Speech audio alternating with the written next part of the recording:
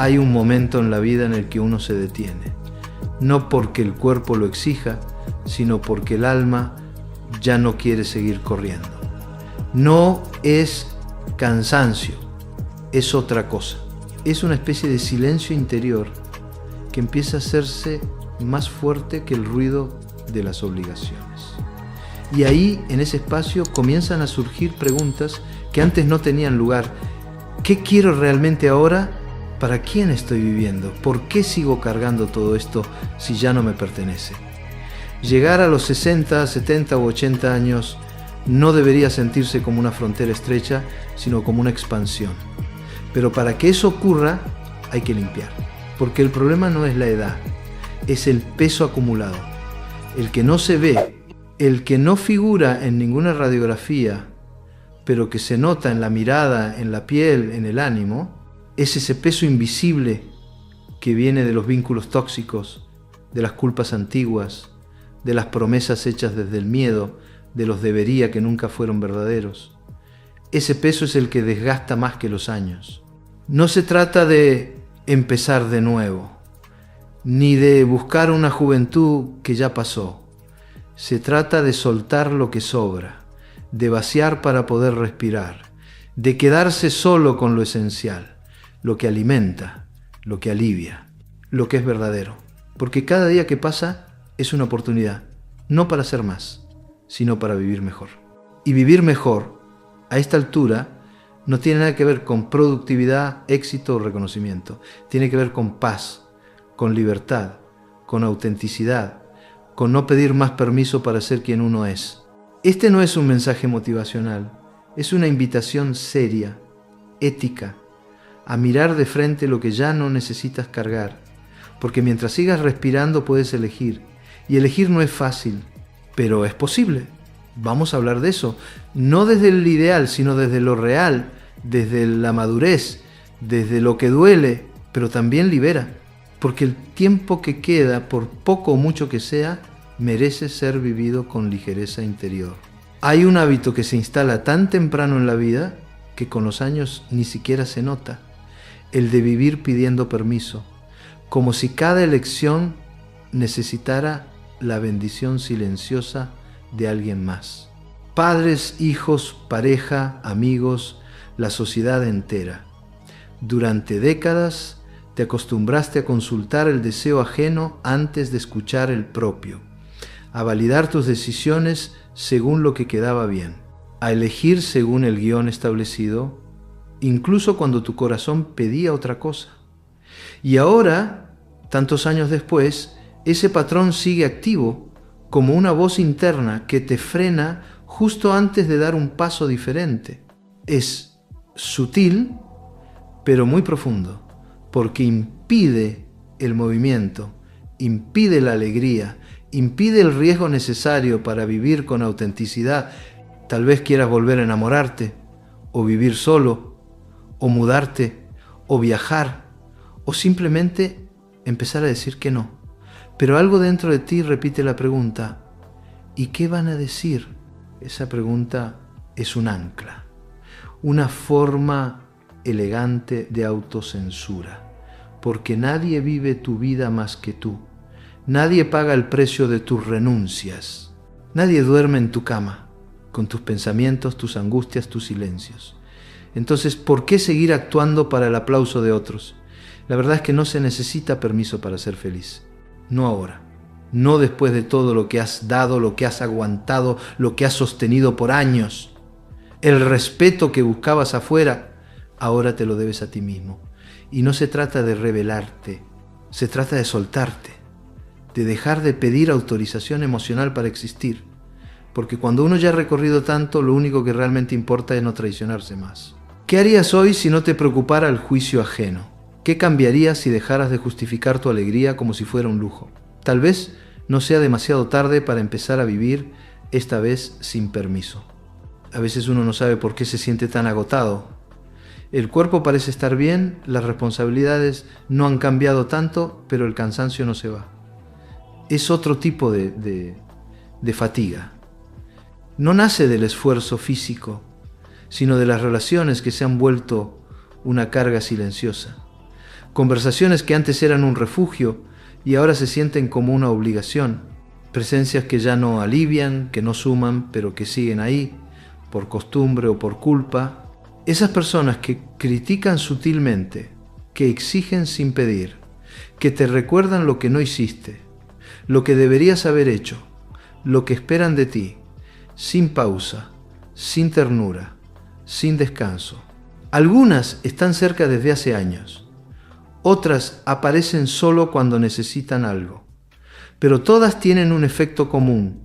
Después de estar con ellas te sientes más solo que antes, y sin embargo sigues dejándolas entrar, no por falta de fuerza, sino por fidelidad a una historia que ya terminó.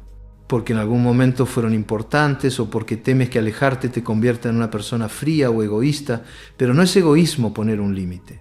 Al contrario, es una forma profunda de cuidado personal. Aprender a decir, esto no lo permito más, es tan necesario como respirar.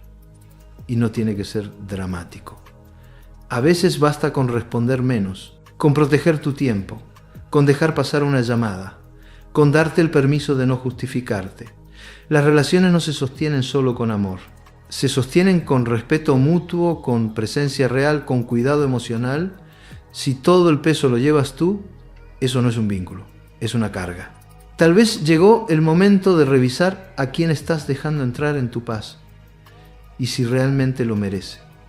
Porque seguir rodeado de personas que no te cuidan es una forma lenta de ir apagándote por dentro. ¿Y acaso no mereces a esta altura que tu energía sea tratada como algo sagrado? No todo lo que duele necesita ser conservado, pero hay dolores que se instalan como si fueran parte estructural de quien uno es. Culpas no resueltas, errores que se siguen pagando en silencio, resentimientos que se arrastran por décadas. Uno convive con esas sombras sin darse cuenta de cuánto espacio ocupan. Se vuelven parte del paisaje interior y desde ahí condicionan el ánimo, las decisiones, incluso la salud. A veces son hechos concretos, a veces solo la forma en que fueron interpretados. Pero el cuerpo no distingue entre una herida real y una herida revivida 1000 veces en la mente. El tiempo no cura por sí solo, cura lo que se trabaja, lo que se acepta, lo que se nombra con verdad. Muchas personas siguen sintiéndose culpables por cosas que hicieron desde la ignorancia, la presión, el miedo, no por maldad, pero cargan esas culpas como si hubieran cometido crímenes irreparables, como si el error las definiera para siempre. Otras personas se niegan a soltar el rencor y eso también duele, aunque en otra dirección. Se quedan esperando una disculpa que no llega, una reparación que no va a venir. Y en ese gesto de espera, lo único que crece es la rigidez interna. El resentimiento se disfraza de justicia, pero en realidad es una cadena. Hay quienes arrastran decisiones que no tomaron por sí mismos, caminos que eligieron por otros, y viven en una especie de doble vida, la que tienen y la que creen que podrían haber tenido. Eso también cansa, porque ninguna de las dos vidas se siente real del todo. El pasado no se puede rehacer, pero sí se puede soltar. Eso no borra lo vivido, pero cambia la relación que se tiene con lo vivido. Deja de doler como herida abierta y empieza a sentirse como cicatriz. Algo que ocurrió, algo que marcó, pero que ya no sangra. Perdonarse, aunque sea parcialmente, es un acto profundo de humanidad y a veces lo único que hace falta para empezar ese proceso es detenerse. No para analizar, no para entenderlo todo, solo para dejar de alimentar esa parte interna que se ha convertido en verdugo. Hay un punto en el que seguir castigándose deja de ser coherente con la vida que aún queda, porque el cuerpo se cansa, pero el alma también. Y nadie merece vivir sus últimos años siendo prisionero de una culpa que ya no tiene función. Cuando por fin se suelta esa carga, lo que aparece no es vacío, es alivio. Y ese alivio no necesita explicación ni palabras grandes, se siente en el pecho, en el silencio que ya no duele, en el descanso mental que por fin llega. Durante mucho tiempo, lo que te sostuvo fue la responsabilidad, ser el que resuelve, el que aguanta, el que cumple. A veces por amor, a veces por miedo, otras por inercia. Y no está mal haber sido fuerte, No está mal haber sostenido a otros cuando nadie más podía hacerlo. Pero llega un punto en el que ese papel empieza a pesar más de lo que sostiene. Cuando ya no se trata de cuidar, sino de no saber cómo dejar de cuidar. Cuando la fuerza se vuelve un personaje, una especie de disfraz que ya no te representa, pero que nadie te permite quitarte, es una trampa emocional muy común ser visto como el que siempre puede. Y en ese lugar es fácil olvidarse de uno mismo, porque siempre hay algo que hacer por los demás. Siempre hay alguien que necesita algo. Siempre hay una urgencia ajena que parece más importante que tu propio deseo. Pero el tiempo pasa y el cuerpo empieza a mostrar señales, no solo físicas, señales de agotamiento más profundo, falta de entusiasmo, pérdida de sentido, una especie de tristeza silenciosa que no tiene nombre, porque estás ahí, pero ya no estás del todo. Muchas de esas responsabilidades ni siquiera son tuyas. Te las pusiste encima porque nadie más lo haría, o porque pensaste que así serías valorado, pero ya no. Ahora, sostener lo que no te corresponde solo te aleja de ti mismo. Y hay promesas que ya no hace falta cumplir. Hay roles que fueron útiles, pero que hoy solo generan rigidez. El deber también se vuelve una prisión cuando no se revisa, cuando se repite por costumbre sin conexión con lo que sientes hoy. Soltar un papel no es abandonar, es reconocer que ya no te sirve. Es darte permiso para cambiar sin tener que explicarlo, porque tú también mereces descanso, no solo físico, descanso emocional, descanso del personaje que todos conocen pero que ya no representa lo que realmente sientes. Y nadie va a darte ese permiso si no te lo das tú primero. Dejar de ser el fuerte, el disponible, el que siempre resuelve, no es un fracaso. Es una forma de empezar a cuidarte en serio. Porque no todo lo que puedes hacer, tienes que hacerlo. Hay una forma de agotamiento que no tiene que ver con el hacer, sino con el complacer. Con ese impulso automático de decir que sí para no incomodar. De sonreír aunque por dentro no haya ganas. De asistir a reuniones que no te interesan. De seguir hablando con personas con las que ya no compartes nada, solo porque siempre ha sido así. Esa forma de vivir es silenciosamente destructiva. Porque te obliga a estar presente en lugares donde tu alma ya no está. Y cada vez que te eliges por dentro pero cedes por fuera, algo se rompe un poco más. Complacer fue, durante años, una estrategia, tal vez una forma de sobrevivir, de evitar el conflicto, de mantener vínculos que se sentían frágiles, pero a medida que el tiempo avanza, esa estrategia se convierte en una jaula. Una donde te acostumbras a quedar siempre en segundo plano, a dejar tu necesidad para después, a poner la calma ajena por encima de tu paz interna, hasta que un día descubres que ni siquiera sabes lo que querés, que tus decisiones están tan condicionadas por el deseo de los demás que ya no te reconoces.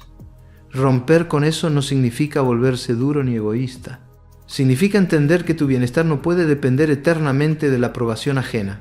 Significa aceptar que a veces decepcionar a alguien es el único camino posible para no decepcionarte a ti. Elegirte no es herir a los demás, es dejar de herirte a ti en silencio. No tienes que explicar por qué no vas, no tienes que justificar tu cansancio, no tienes que seguir tolerando lo que ya no se sostiene, solo porque alguien más se acostumbró a tu disponibilidad. Algunas personas se molestarán cuando empieces a elegirte. Es natural, porque estaban acostumbradas a tu entrega incondicional. Pero el amor que exige sacrificios permanentes no es amor, es dependencia. Y la dependencia emocional, cuando no se revisa, se convierte en una forma sutil de opresión. Empezar a decir no es, en muchos casos, la primera expresión real de libertad. No para alejarte del mundo, sino para volver a habitarte a ti mismo, sin tener que pedir perdón por eso. Nada inmoviliza tanto como la idea de que ya no se puede, no porque sea cierta, sino porque parece razonable.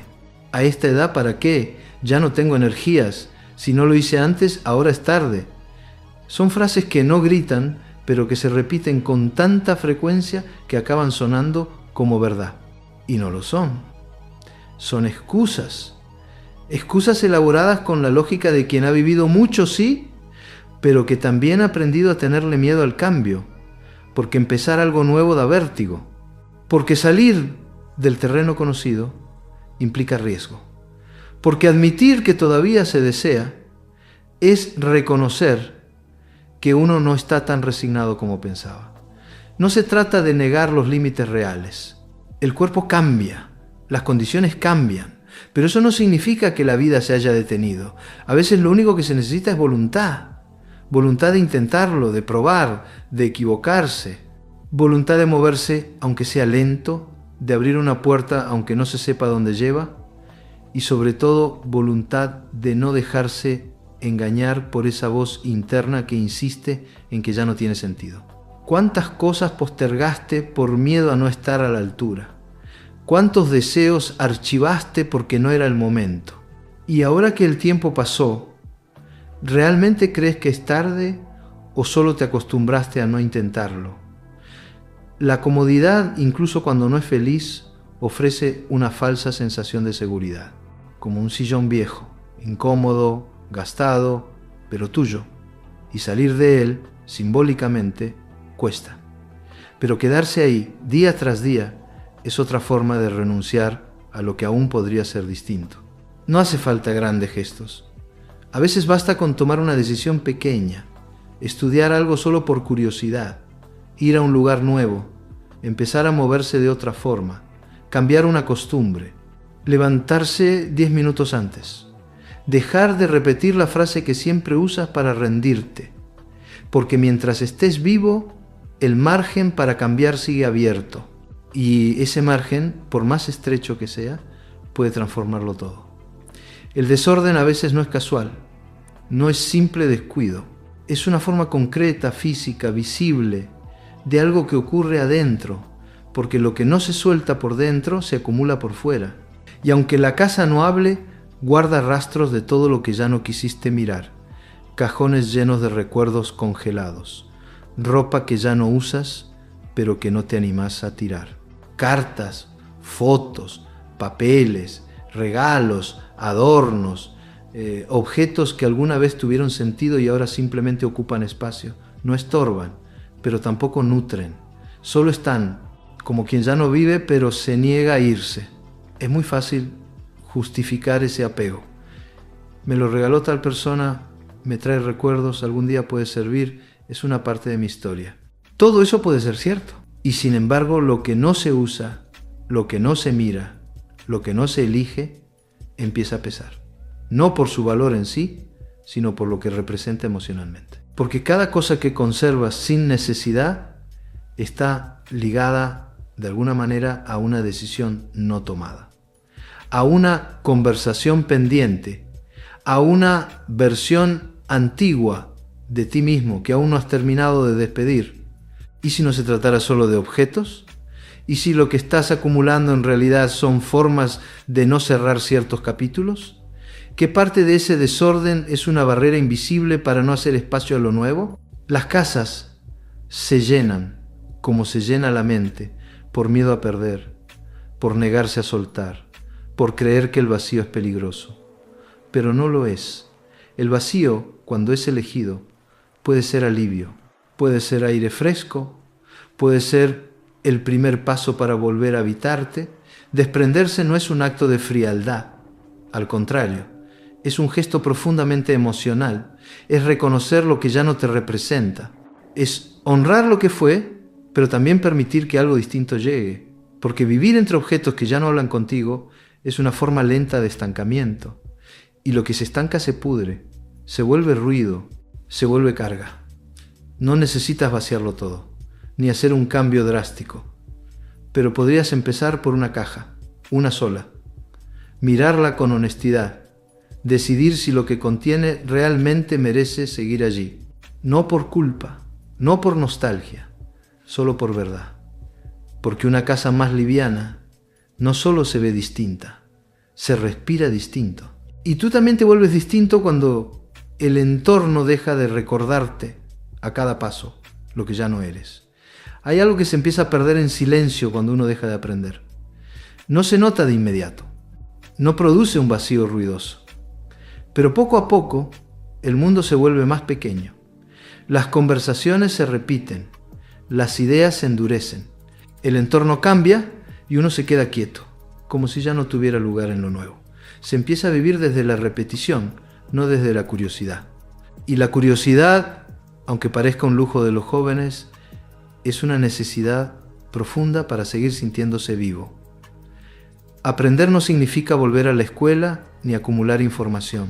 Aprender, a esta altura, es tener el coraje de mirar lo que no se entiende con humildad. Es probar una receta nueva, aunque no salga bien. Es preguntar cómo funciona algo, sin sentir vergüenza por no saberlo. Es escuchar música diferente, leer un libro fuera de lo habitual, pedir ayuda, cambiar de opinión, reconocer que uno también se puede equivocar a los 70 y que eso no lo debilita, lo humaniza. Hay quienes confunden madurez con rigidez. Creen que por haber vivido mucho ya no necesitan absorber nada más. Pero la vida no se detiene. El mundo sigue en movimiento.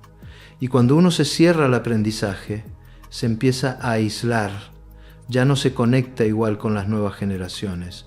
Ya no se renueva la mirada. Todo se interpreta desde un marco viejo, como si ya no hubiera nada que te pudiera sorprender. Y eso, con el tiempo, apaga. Volver a aprender es una forma de encender la luz interna. No importa el ritmo, no importa el resultado. Lo que importa es la disposición a seguir ampliando el mundo propio. Porque mientras uno tenga la capacidad de aprender, también tiene la capacidad de cambiar. Y mientras haya cambio, hay posibilidad de entender mejor, de vivir más profundamente, de romper un ciclo que parecía eterno.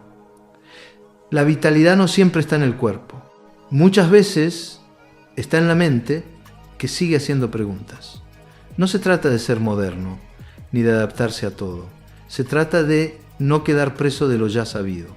Porque lo ya sabido, cuando no se cuestiona, se convierte en una cárcel invisible y tú no naciste para encerrarte en lo que alguna vez funcionó. Naciste para seguir expandiéndote, incluso si eso ocurre en gestos pequeños, en silencios curiosos, en pasos nuevos dentro de tu propio mundo. Cambiar a esta altura no parece necesario, al menos no de forma evidente. Uno podría decir que ya vivió lo suficiente, que no tiene nada que probar, que con mantenerse como está alcanza. Y esa frase, que suena razonable, muchas veces esconde algo más profundo: miedo. No miedo infantil ni pánico irracional, miedo sereno disfrazado de prudencia. Ese que susurra por dentro: mejor no tocar nada por si se rompe, mejor no intentar por si sale mal. Ya estoy grande para esto. Es un miedo sofisticado que se viste de sensatez, que no interrumpe la vida con estruendo, pero que la va apagando lentamente, porque lo que no cambia se estanca, y lo que se estanca poco a poco se muere. La rigidez, que muchos llaman estabilidad, no siempre es salud. A veces es solo una forma elegante de desconectarse del deseo, porque cambiar no implica dar un giro dramático. Cambiar es, en muchos casos, permitir que algo nuevo entre, aunque sea pequeño, aunque duela, aunque incomode. ¿Por qué nos cuesta tanto? Porque lo conocido, incluso cuando no es feliz, ofrece control. Porque ya aprendimos a movernos dentro de lo que tenemos. Y lo nuevo, lo diferente, obliga a exponerse, a decir no sé, a fracasar, a parecer torpe, a empezar desde un lugar incómodo. Pero eso también es vida. Y cada vez que te cierras a una posibilidad nueva, te estás diciendo sin darte cuenta: ya no hay nada más para mí. Y eso no es verdad. La edad no vuelve imposible el cambio. Lo vuelve más selectivo, más consciente, más profundo. A los 20 se cambia por impulso. A los 70 se cambia por lucidez. Porque el tiempo ya no sobra. Porque ya no vale la pena seguir cargando lo que no te hace bien. Porque ya no hay necesidad de mostrarle nada a nadie. Y ahí, justo ahí, la transformación se vuelve real. No por obligación, por decisión. Nadie está obligado a transformarse. Pero quien se niega a la posibilidad se condena a repetir. Y repetir sin sentido es una forma de anestesiarse, de dejar de sentir, de conformarse con sobrevivir, cuando aún se puede vivir. Vivir en paz no es lo mismo que estar tranquilo. Tampoco significa estar libre de problemas o rodeado de armonía constante. La paz, en esta etapa, no es un estado perfecto, ni un lugar al que se llega y ya no se sale. Es una práctica, un ejercicio diario de discernimiento, un silencio elegido, no impuesto, una forma de estar contigo sin sentir que te estás abandonando. La paz verdadera no se encuentra, se construye. Y lo curioso es que muchas veces no tiene nada que ver con lo que imaginabas cuando eras más joven. No se trata de tener todo bajo control, ni de que todos estén bien contigo, ni de que no te falte nada. Esa imagen de plenitud total es inalcanzable, y perseguirla solo genera frustración. La paz que importa es más sobria, más concreta. Tiene que ver con saber qué vínculos cuidar y cuáles dejar ir. Con poder mirar tu historia sin odio ni vergüenza. Con aceptar que no todo se va a resolver y que aún así vale la pena estar aquí. Hay paz cuando ya no necesitas convencer a nadie. Cuando dejas de discutir con lo que no cambia. Cuando soltás la obsesión por cómo deberían haber sido las cosas. Y en ese momento, aunque el cuerpo tenga límites, aunque el mundo no sea perfecto, sentís una especie de descanso interno. No porque todo esté bien, sino porque por fin dejaste de pelearte con lo inevitable. Es ahí donde la vida recupera un ritmo distinto, más lento, más profundo, más tuyo. Y no se trata de resignación, al contrario, es una forma madura de decir no necesito más que esto para estar bien. Eso no impide que sigas deseando cosas, pero el deseo deja de ser desesperado. Ya no nace de la carencia, sino de la conexión. Ya no corre detrás de lo imposible, sino que se acomoda a lo que realmente importa. Encontrar esa paz no es fácil, requiere desapego, honestidad, soledad, a veces, pero también trae una dulzura nueva, una forma de estar en el mundo que no pide permiso ni aprobación, solo presencia.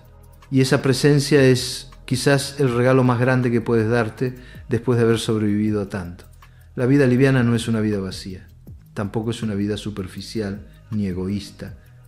Es, en realidad, el resultado de una depuración lenta, consciente y a veces dolorosa. Porque aligerarse no significa desentenderse del mundo, sino dejar de cargar con lo que ya no corresponde. Es aprender a caminar sin arrastrar todo lo que alguna vez tuvo sentido, pero que hoy ya no vibra contigo. Y esa elección, aunque parezca pequeña, cambia profundamente la experiencia de estar vivo. Ser liviano es no reaccionar ante todo, no explicar cada movimiento, no intentar agradar siempre, no justificar tus ausencias. Es descansar en la propia verdad sin necesidad de defenderla. Es mirar tu espacio interno y reconocer que por fin hay lugar para respirar, para detenerte, para no tener que resolverlo todo. No porque no te importe, sino porque entendiste que tu energía es limitada y que ya no tiene sentido seguir dándola a lo que no te devuelve nada. La liviandad no es desinterés, es madurez emocional, es haber comprendido que no todo puede ser sostenido para siempre, que algunos vínculos si pesan demasiado se sueltan, que algunas luchas no merecen seguir siendo peleadas, que algunas versiones de ti ya cumplieron su ciclo. Es vivir con lo justo, pero no por carencia, por decisión, porque descubriste que no necesitas acumular ni objetos, ni deberes, ni culpas, ni promesas rotas. Hay una dignidad profunda en esa elección, una forma de respeto por ti mismo que no grita ni se impone, pero que cambia la forma en que te habitas. La liviandad no se ve, se siente en cómo respiras, en cómo duermes, en cómo sostienes una conversación sin defenderte, en cómo decides no responder a lo que antes te hería, en cómo dejas pasar lo que ya no te alcanza. No hay urgencia, no hay calendario, pero sí hay una posibilidad real de vivir el tiempo que queda con menos peso y más verdad. Y esa posibilidad, aunque no sea ruidosa, puede marcar la diferencia entre sobrevivir y estar realmente presente en tu propia vida. Todo este recorrido no fue una invitación a cambiarlo todo, ni una receta para encontrar felicidad instantánea. Fue otra cosa.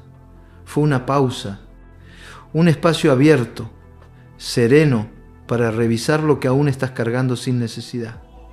Porque vivir con dignidad emocional no se trata de alcanzar una versión ideal de ti mismo, sino de reconciliarte con lo que hay, con lo que queda, con lo que todavía puede ser. Has vivido lo suficiente como para saber que no todo se puede resolver, que hay pérdidas que no se compensan, heridas que no se cierran del todo, historias que no tendrán un final perfecto, pero también sabes que hay instantes de verdad, momentos breves pero intensos, en los que uno se siente libre sin necesidad de explicación. Y esos momentos llegan cuando el peso baja, cuando ya no se pide permiso, cuando se deja de actuar por obligación y se empieza a vivir desde dentro. Limpiar la vida no es un acto radical, es una serie de gestos mínimos, elegidos con cuidado, un no que no necesita defensa, un objeto que se deja ir, un vínculo que se distancia, un recuerdo que se mira por última vez antes de soltarlo. Esas pequeñas decisiones abren espacio, no espacio vacío, sino espacio habitable. Espacio para estar, para respirar, para volver a sentir. No importa cuánto tiempo quede, lo que importa es que ese tiempo sea tuyo, no prestado, no condicionado, no vivido en función de lo que otros esperan, porque aún ahora, con lo vivido, con lo perdido, con lo aprendido, todavía podés empezar a vivir distinto. No por capricho, no por revancha, solo por respeto, por ternura hacia ti mismo, por ese amor tranquilo que llega cuando por fin dejas de luchar contra lo que eres. Y si en este momento algo dentro de ti se movió, aunque sea un poco, eso ya es un comienzo.